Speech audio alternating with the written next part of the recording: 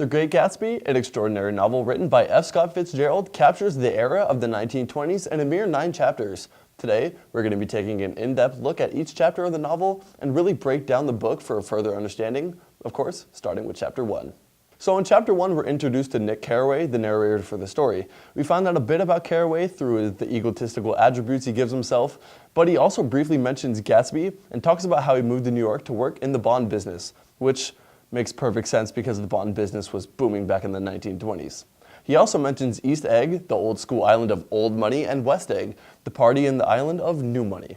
We also get introduced to Tom Buchanan and his wife Daisy, which are important characters of the plot later on.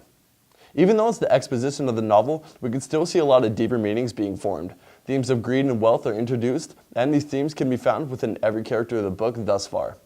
From the writing style of F. Scott Fitzgerald, readers can get a much deeper understanding of the characters, and going into the lives of these characters, things like motives, past lives, and, well, whatever else you can think of are understood much easier. For example, Nick said, "And so it happened that on a warm, windy evening I drove over to East Egg to see 2 old friends of who I scarcely knew at all.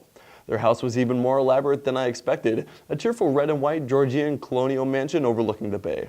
The lawn started at the beach and ran toward the front door." Okay, does this really seem like it has any significant contribution to the plot? No, not really. But could you help you understand a day in the life of Nick? And could this lead to a better understanding of everything? Yes. Way to go, Fitzgerald.